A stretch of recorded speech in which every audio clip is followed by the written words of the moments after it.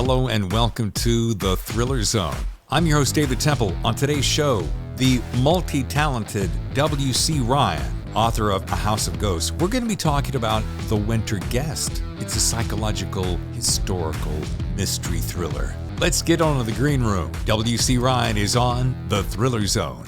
Ladies and gentlemen, welcome to W.C. Ryan. We are talking about The Winter Guest. By the way, the cover of this thing, look at this. That looks like a horror story just waiting to happen, right? It's mystical, it's magical, it's historical. It's all that yummy goodness all packed into one. So welcome to the show.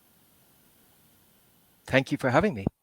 We're going to talk about this, but I always like to get to know my authors before we dive into their book. We won't belabor it too much, but I just want to get to know, first of all, how's your winter going? Big holiday plans? The winter here is unusually mild. I know that's not the same everywhere in the world, but here it's been pretty warm up until now. But we're just coming up to Christmas. We kind of skip by Thanksgiving in this part of the world. But yeah, we're looking forward to it.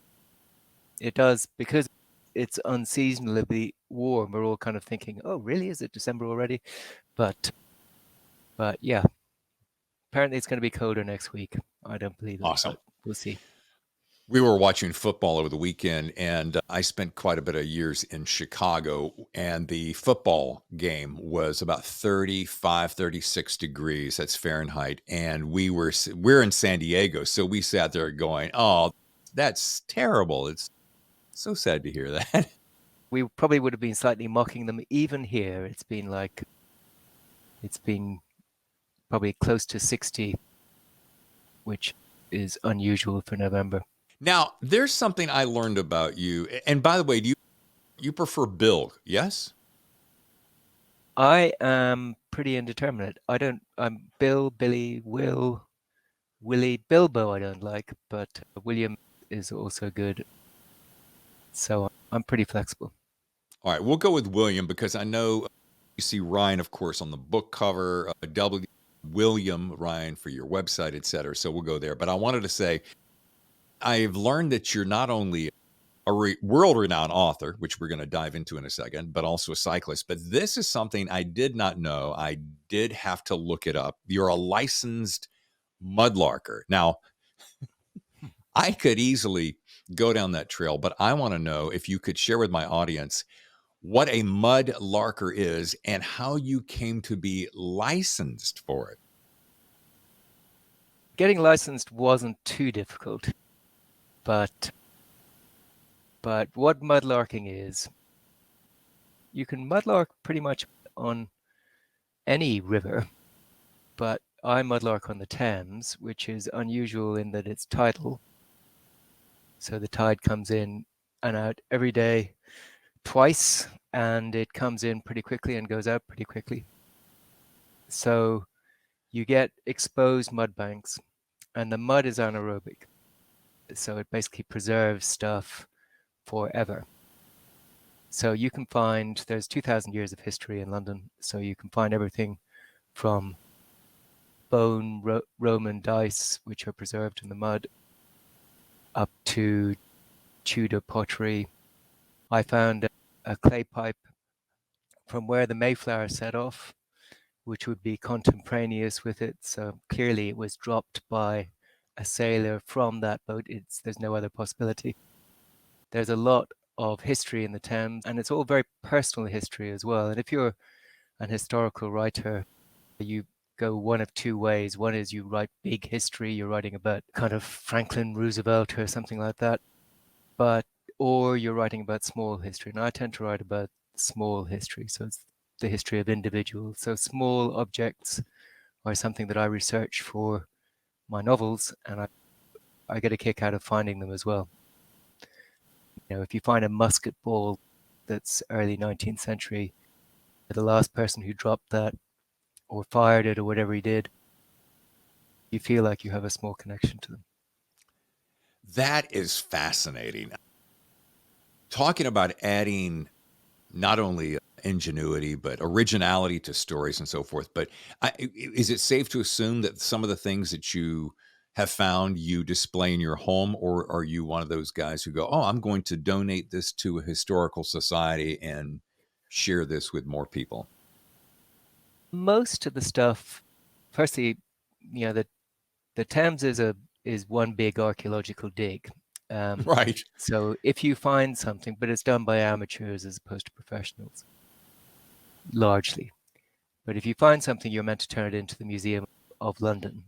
They have a fines officer who looks at it and then decides whether it's worth their while. I haven't found anything that good just yet, but people have found incredible things down there.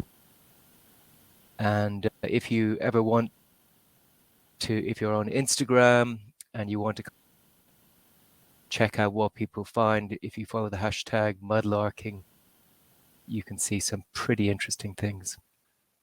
Okay, fascinating. I'm adding that. So that adds dimension to your stories, which have a lot of history based in it. And I want to get onto your books. Now, I also want to mention that the folks, the gentleman I have with me today has quite a host of awards to his credit, including, and many of these, some of these I've heard of, some of them I have not. The Irish Fiction Award, the Theachton's Crime Novel of the Year, the Endeavor Historical Gold Crown, and the Crime Writer Association Steel Historical and New Blood Daggers Awards, this is probably, in my country, New York Times bestseller, right? That would be the very first one that would come to my mind. I'm assuming these are probably as prestigious in that arena. Firstly, I've only been shortlisted. So I've been shortlisted, I think, now for 12 prizes without ever winning one, but I'm not bitter. I'm a little bit. Okay, I'll admit. But yeah, they are for the best of the novels in that category, which tends to be crime fiction or historical fiction. The Irish Fiction Award is for literary fiction. Somehow I snuck in there. Always delighted to be shortlisted and always very proud. It's always pleasing. How long, when you're on a short list, how long before you bubble up to the top of the list and it actually happens? The shortlist, they do a different shortlist for each year. So if it, for example, was the Steel Dagger this year, they would maybe have 4 or 5, maybe 6 books on the shortlist, and then they pick one of them as the overall winner. So it's a saying, you're really good, but you're not as good as that guy. That's what being shortlisted is about. So if that happens to you 11 or 12 times, it can be a little disappointing. Now, here is something that I just ran across this morning. The Globe and Mail, I saw this, I think it on your Twitter account, Twister, it should be, lists The Winter Guest as the top 100 books of 2022. Now, that's prestigious. Tell me about that and how that came about. I have no idea how it came up, but it's a Canadian newspaper, I believe, and they picked 100 books of the year, and they picked 6 crime fiction ones, or maybe it was historical, and I slipped in one of those categories. I've also been in Irish Times Book of the Year so far, so this is the time of year that you get these Book of the Year nominations. It's always good to have. This reminds me of that phrase that goes, any press is good press, right? Yeah. And I think that anytime you can get on anybody's list with the profound amount of competition out there these days, I think anytime you can get on anybody's list, it's a good thing. Oh, yeah. And each time it's introducing you to new readers, and hopefully those readers are going to go off and buy your book and then hopefully enjoy the experience. And I love hearing from readers, and quite often it is because I've been shortlisted for something or been nominated for something, and it's come back. They've come to it through that, which is great. Is it safe to assume, William, that you're a lad that always wanted to be a writer? Somehow I sense that would be the case. Yeah, probably. My father was a poet. Not a particularly good one, to be fair to him. But he had a book of poetry published, and I think that qualifies him for that title of poet. And so there were always books in the house, and I was always reading. Certainly until I left school, university, I was ticking off regularly a book, maybe 2 books a day in the holidays. I did get out into the sun sometimes, but I used to read a lot. And I think if you read a lot, then there comes a moment where you think, I can, this book isn't quite as good as some of the others I've read, and I think I could maybe do as well as this, if not better. And I guess I, I came to the conclusion that I probably could tell stories. I started off writing screenplays, which was a kind of frustrating experience in some ways because it's more collaborative than novels are. You get a lot, you have to work with producers and work with actors, and there are lots of changes involved. Sure. But when I came to writing a novel, I had the desire to read, which is often what you're doing when you're writing. You're reading the book that you're writing. But I also had that visual sense. So it's been a little bit of a journey, but yeah, I think from a very early stage, I wanted to be involved in books, not just as a reader, but also as a writer. Excellent. Now, let's talk about The Winter Guest. And there are a host of accolades on the back of the book, which I'm a big fan of reading. Quite often, I will read these to prime my own personal pump. And I will read these before I read the blurb. Matter of fact, the odd thing is I just like to hear the enthusiasm from other people. And then I'll leave the blurb alone because I want to discover the story myself. But I want to read a couple of these. Let's see. Jane Casey of the Sunday Times bestselling and award-winning author says, a perfectly crafted mystery and a triumph as both crime novel and historical fiction. That's one of my favorites. Second one, Times London says, you evoke a moody Gothic atmosphere with convincing skill. And the Irish Times says your work is superb on several levels. One that I loved, it jumped out at me, Anna Mazzola, author of The Unseeing, she says, part intricate mystery and part ghost story. The book stayed with her for a long time. That I would echo the sentiment, and I want to put into my 2 cents worth as though you were asking me for it. And I call it a haunting read that leaves this reader wanting more, because at the end, I did find myself asking a number of questions. And I know that I get a sense that you're probably not, this is clearly a standalone. It feels like a standalone to me, but it did at the end make me go, ooh, what if blank happened? What if this didn't happen? What will he go further with it? You know what I mean?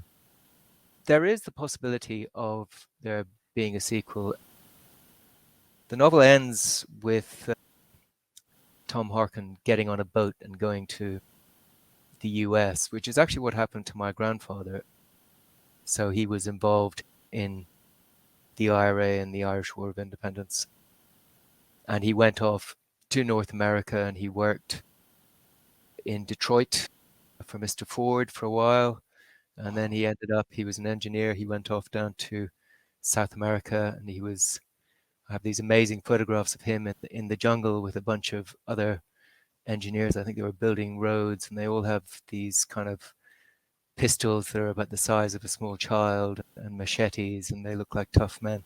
There is a possibility that Harkin might go on to do something in the States, because quite a few IRA men ended up as gangsters in New York and Chicago. Who knows? We'll see. How about this, so that I don't ruin anything? Let's tell our listeners what this book is about for me, if you would, Right. please. Now, kind of in the 1920s, after the First World War,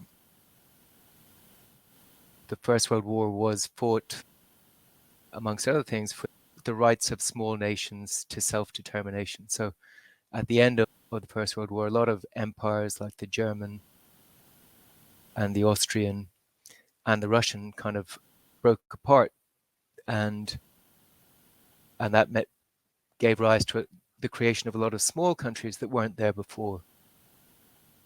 that was something which the Irish had planned would be happening in Ireland as well. And when it didn't, then there was quite a lot of anger, and there was a rising in 1916, and then in 1920 a war of independence began. There was a guerrilla war, so it was ambushes, small-scale military engagements, assassinations.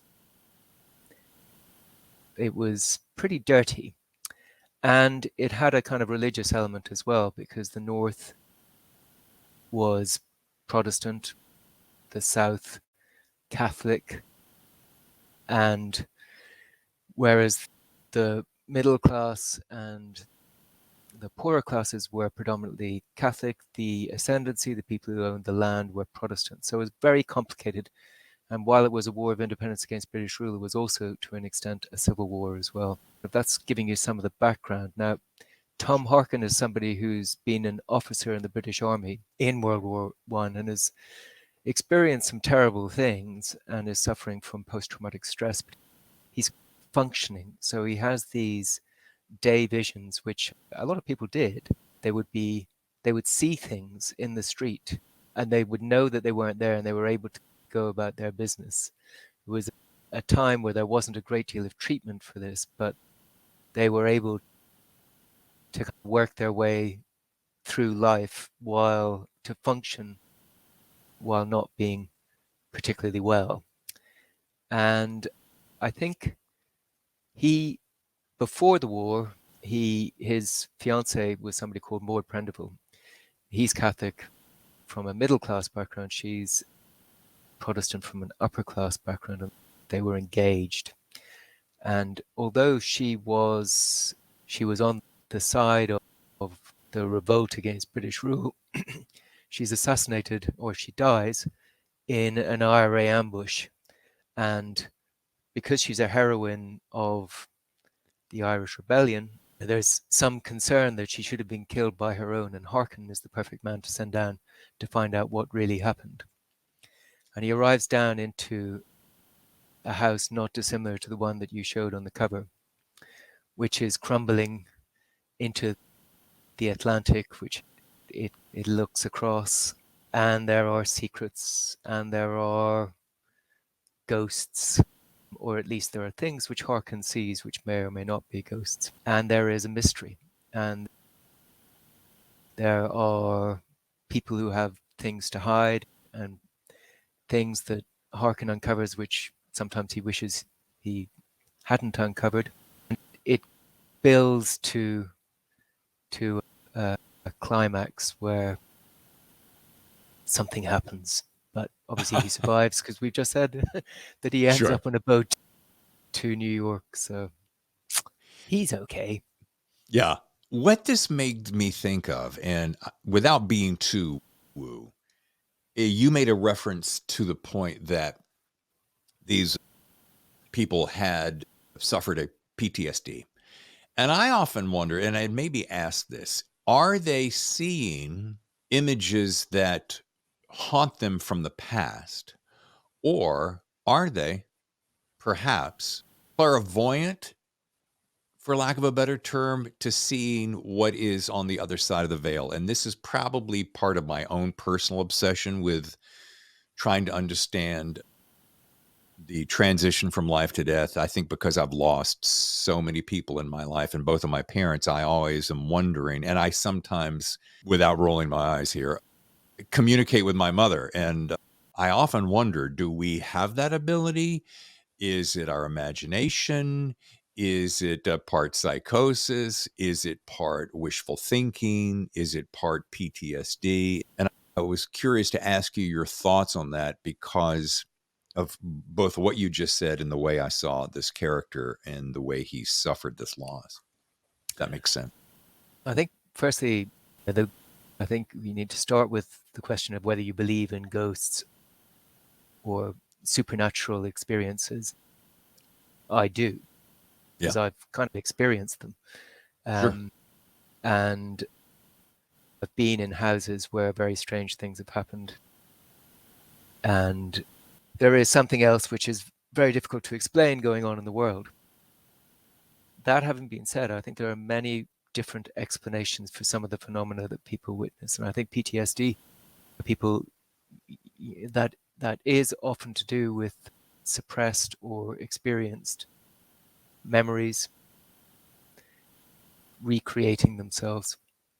I have a feeling, based on the little that I know directly about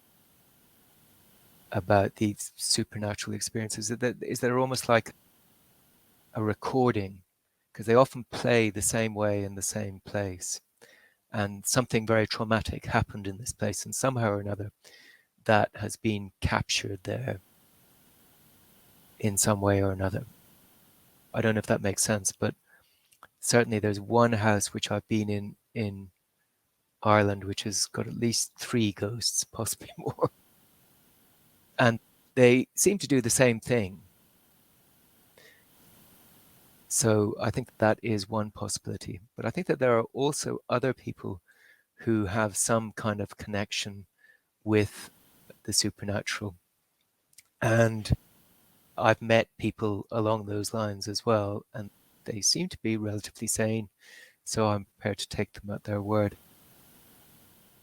And then I guess there's people like you who have very direct emotional connections with the past. And the novel before this, called A House of Ghosts, was about spiritualism, which is a lot of what that is about, communicating directly with specific people. It comes after death. And again, that isn't something I would rule out entirely. There may be a logical explanation for it. There may be something internally that you can create. You can recreate the person who you probably know very well in your own mind, and that can manifest itself. But it also makes sense to me that there is something after death. All the wonderful people we meet and interact with, it seems strange that spark which leaves the body once they pass on, that it is extinguished entirely. Yeah, and I'm sure this could, and I would love to do it. I think we don't have perhaps the amount of time, but I love having conversations like this because it steps outside a traditional sandbox. And you had already beat me to the punch when I was talking, and I didn't want to be Captain Obvious here, but I'm going to go. This guy's got to have a thing for ghosts because the book we just referenced, A House of Ghosts, this a winter guest is a ghost, so you could imply, and the fact that we're talking about this. But have you found yourself to always be fascinated and or intrigued and or drawn to this image, matter, relevance of ghosts? I don't go out looking for it or looking to write these books, but sometimes you have an idea, and that idea comes with some other ideas that come along. So I think my last 3 novels have had some element of post-traumatic stress involved in them, and that has manifested itself in different ways. And whereas The House of Ghosts was more about spiritualism and about clairvoyancy, this one is more a straightforward ghost element. But mixed with post-traumatic stress and these kind of day visions. But the novel before, The Constant Soldier, which is coming out next year in the US, is more about straightforward post-traumatic stress and I think that all of those 3 novels have main characters who have been through very traumatic military experiences. And I think that those men really interested me, and how they came to terms with what had happened to them in the past and what was, and then when they're faced with, again, adversity, which is what tends to happen in novels, how they cope with it. Even though they are damaged, even though they've been through so much, they manage to dust themselves off and get back in the game and persevere and overcome. And that, is a story which appeals to me, and it makes for a really good novel, I think, and something that readers can engage with, and it's an enjoyable reading experience.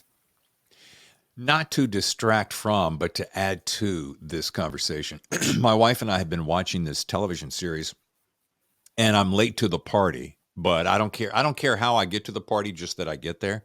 And the TV series is Pennyworth, which is led by this amazing actor, Jack Bannon. But it's basically an American TV series that premiered a couple of years ago, and it has to do with it's the what Batman's butler, the backstory beyond that. Anyway, my point being, it's riddled with. It gets more bizarre as it goes, but it's riddled with this PTSD and this character who fought in the war and lost a friend, and that friend reappears to him throughout the series. And I find that fascinating, back to the same reason as I mentioned before. And I was doing some research recently based on another book I'm working on. And this person was talking about our perception of death and reality and where we relate to it. And this is what I mean. A lot of people see, oh, death, as you said, death, died, gone out into some other cosmos. However, they use the reference of a piece of paper. They said, if you hold up a piece of paper with your hand is both in the present. It's almost as though the piece of paper represents the veil between life and death. And I'm going to get off of this in a second. But so your thumb on this side of the page is in reality, but the veil, the separation of life and death is as simple as this, because your hand is on the other side, if that makes any sense to you. But I found that so fascinating because we see it as, oh, it's way off there, whatever. Whereas if you've ever lost anyone and you were able to sense them and or communicate with them in any shape or form, they're as close as that.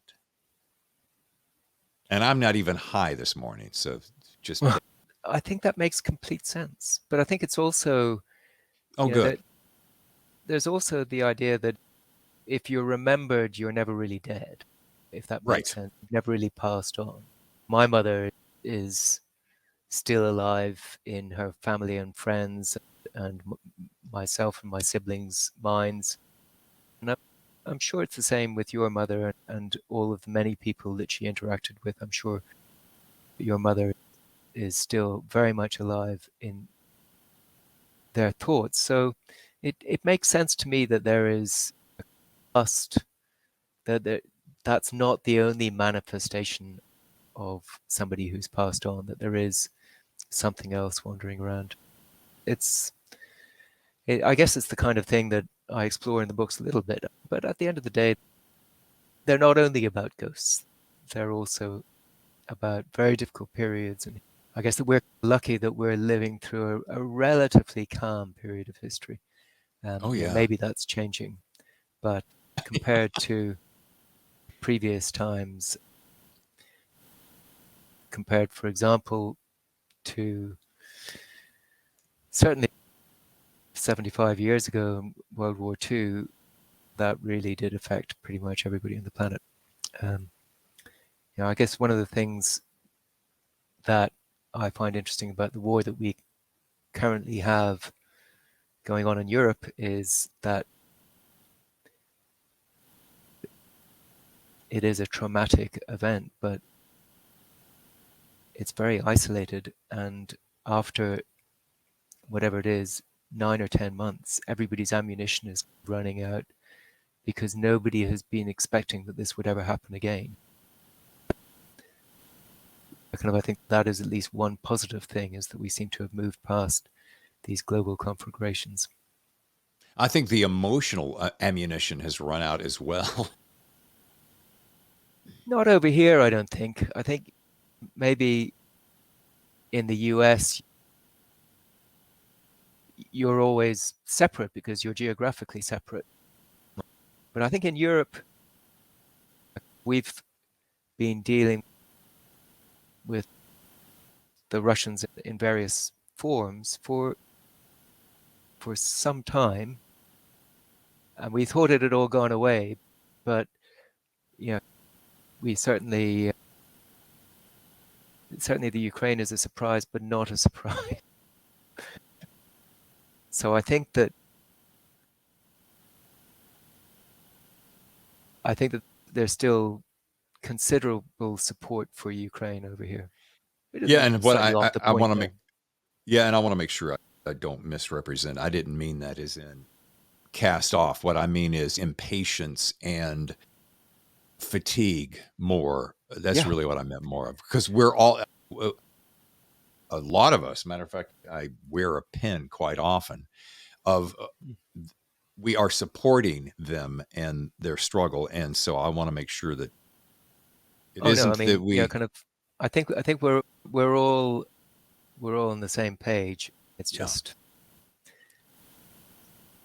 it's terrible that it's happening, and it should end tomorrow because it's not going to change very much at this stage.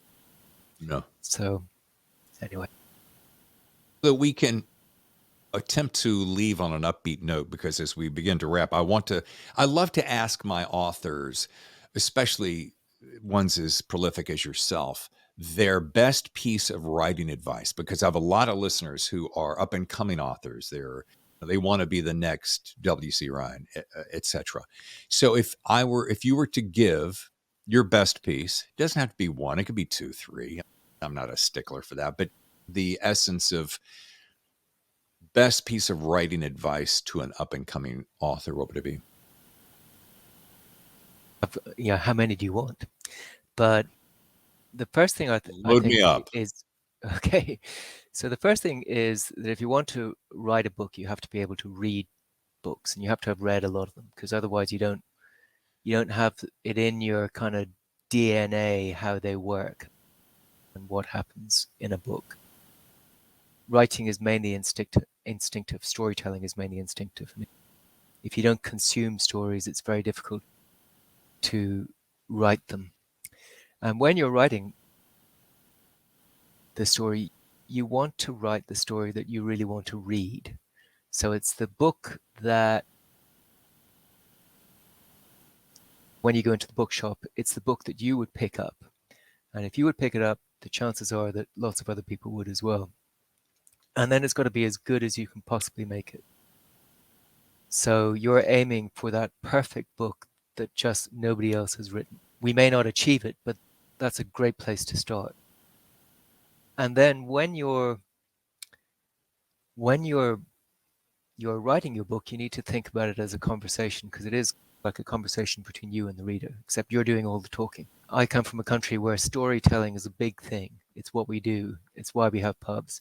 There's beer, but it's also to meet up and tell stories, mainly about the people who aren't there. So storytelling is something that we take very seriously. And it's holding the reader's attention. So being conscious that there is somebody listening to you as you're telling the story, and making sure that you're always giving them reasons to want to carry on listening. It is a conversation, but you need that person to be listening to you. And if you aren't aware of, then the story will slightly disappear.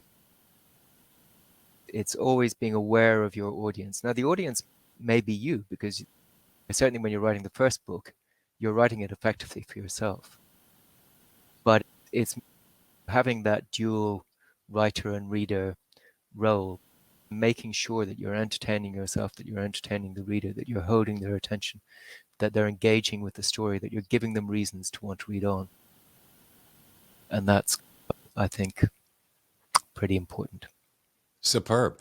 Do you find yourself, and this is a loaded question, but as you're writing, do you find yourself as you're in process going, oh, I kind of lost my train of thought, and or that doesn't interest me. And then at that point, do you go, if it's not interesting to me, then I should remove it because it may not be interesting to my reader? Oh, yeah. I think that happens the whole time. And it's not just whether it's interesting, it's also writing. Good writing has to be really accurate and has to be really clear to the reader as well. You have to describe things efficiently and accurately and visually. And it has to be, what you're trying to do is put what is inside your head, this image you have for the story, into the reader's head, and do that as efficiently as possible. And if you're, so when I rewrite everything that I've written the day before, that's the first thing I do to start my day off. And that's what I'm looking for. I've had that kind of night's sleep, and I'm looking, is this as good as it possibly can be? And is it going to be holding the reader's attention? So to clarify that, put a finer point on it, is it, so you would say, let's say, for instance, you're a 2,000 word a day guy. So on your next day, you're right, on Monday, you put out your 2,000 words. The next day you come in, you take those 2,000 from the day before, you rework them, you kind of ramp up to get into the story, tweak them, and then go on to the next 2,000? Yeah. Yeah, okay, because basically good writing is about good editing. Like it's like painting a house. If you do one coat, it'll be fine, but actually if you do 2 or 3, it'll be a lot better.